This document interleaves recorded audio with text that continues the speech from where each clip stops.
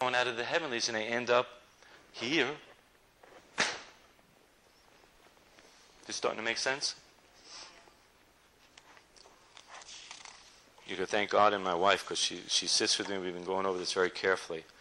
Now, the thing about the Mayans is also to recognize the Mayans, like the Hopi, like the Incas, all are earlier indigenous people that crossed the Bering Straits. They came from the Himalayas in the Far East, came over as the migration spread out from the Mideast, and moved out and came across the Bering Straits. That's why you find similitude between the Mayans, the Incas, the American Hopi, and others talking about this time frame. And it's very interesting. And they all talked about the same thing that we have in our Bible as well. Oh, thank you, Lord. What is the Jewish year now? 5770. Why? Because we look at it as 2,000-year time periods, right? 6,000 years for man. Man, right? 6,000 years. A day like 1,000 years, 1,000 years like a day. Wait a minute. What is the cycle? 8620, correct? That's a third, but each third must be divided into quarters because you have what? 12 quarters for the 12 zodiacal signs. So, you're with me, 25,920 years to do the whole thing. I divided it into thirds, what Newton did, and it's 8,640. Math is perfect. It doesn't lie. It doesn't ask for opinions. That's what it is. So, 8640. Now, you divide that into 4 for each quarter of the 12. And what is 8,640 divided by 4? 2160 is correct. So each 2,000-year period that my Jewish people rounded, the calendar is not 2,000, 2,000, 2,000, back to Adam, of 4,000 years to Messiah, and then 2,000. It's a rounded figure, so you actually have to add 160 to each phase. So it's not 5770 in a few days. It's at least, what? What is 5770 plus 160 for one of the quarters? Right? It's 930. So it's 70 years off. But then we have to configure, and I'm not done doing it, to see how much of the other parts have not been figured back to the other section there. So we are a lot closer to the end of the 6th day in a Jewish calendar, which you would expect if we did our calendar right. We rounded it, and people took a rounded number as the real number. And therefore, our calendar is off by a few hundred years. We are right at that time now, not 5770, but I use those numbers because that's what we use now, worldwide as Jews. But you're really right into this end of the 6th day. And the 7th day is this day of rest and the day of the Messiah, where you enter the 7th day, the millennial reign of Christ. You're on the edge. On the edge. Don't think the mind's saying that we have it, but some of my people, I don't know who it was, but wasn't paying attention in class and they messed up the calendar. But that's why it's at least 160 years more in each of the 2,000 periods to equal that 8,640 of each of the thirds. Does that now make more sense? So it's not 5770 in a couple of days and we still got a few hundred more years no matter what anybody... No, our calendar has to be corrected, and every good Jew who does work in this area knows exactly what I'm telling you. And they're working, some of them should be working to fix it there. So, this is the I Ching, the Chinese Book of Changes.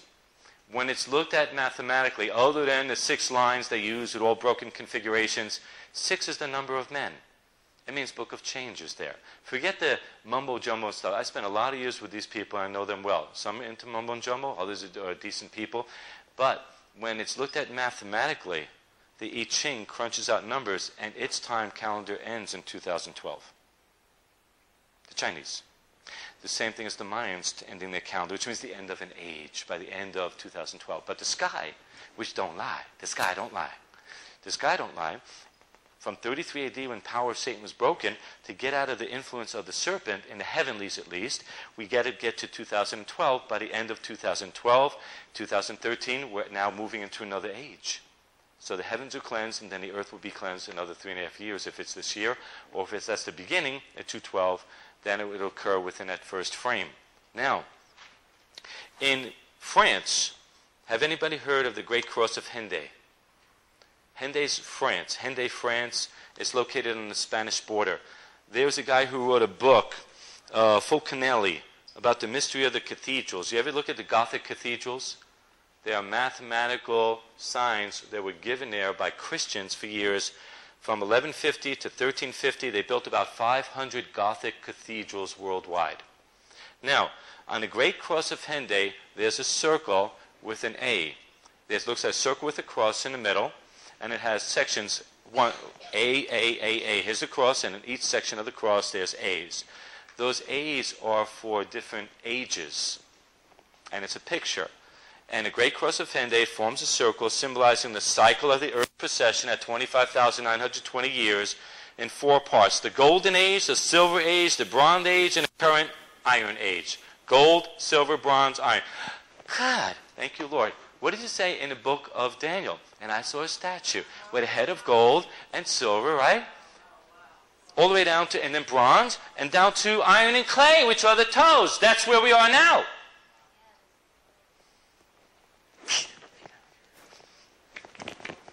Not yet. Write it. Don't forget it. Don't forget it. We have after class. Please. We'll do it. A's symbolize the ages. Gold, silver, bronze to iron. This is for, if you talk to the Hindu people, say this is the Kali Yuga, right? To say, how you know that? We study the Kali Yuga.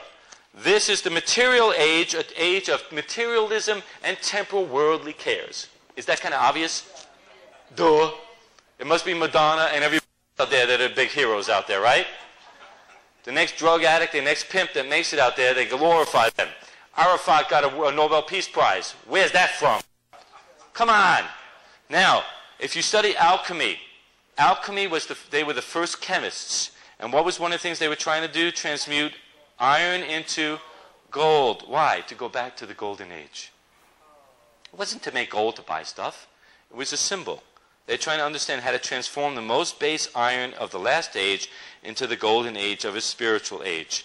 The only way that can happen, though, is with Jesus Christ, who could take our mortal bodies and conform it into the conformity with his glorious body one day. John 3:3, you must be born again. Yeshua answered and said to Nicodemus, Amen, amen, I say unto you, amen, amen, lego humin, except a man be born again, born from above, he cannot even see the kingdom of the heavens. So, the day of judgment that we're coming into, with all of these changes on earth, get very interesting. At 2012, at the winter solstice, we're already in that 36-year phasing period, right? At that period, though, the Mayans picked it for a different reason. 1998 was the middle. You're in the picture. Perfect setting. It's moving here. 212, 216, we're out of phase with the nuclear bulge, which you could see. So pictures online with that, looking at our galaxy.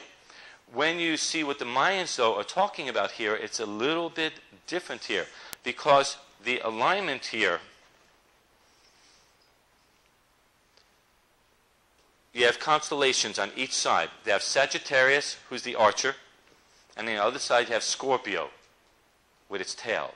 The tail of the scorpion, when you draw a line from the tip of the arrow of the archer, who is Christ, across the dark rift, you draw a straight line right into the tail of the scorpion. You drop another line, it forms a cross across the dark rift. I'm looking for someone to stand in a gap. The gap. The gap. The black hole. The pit of hell. The dark rift. The portal to the underworld. That the Mayans call the mouth of the jaguar. You're stepping right into the mouth of that black creature with green eyes. Green golden eyes. I'm looking for man. Ezekiel 22:30. Ezekiel 22:30. I'm looking for man to stand in a gap. But I found no one. Therefore your judgments will be poured upon you. But God found someone later because he came himself. The sky talks. So if we draw from the arrow of Sagittarius to the stinger of the scorpion, you see the center of the dark rift. There are not 12 constellations in the sky. There's 13. The 13th is a hidden one. It's almost never discussed in modern terms. It's called, in language, they call it Ophiuchus. Ophiuchus. And you can see this in ancient churches. On the wall, there's a figure holding a snake by the head and the tail. And when does that become visible? as the sun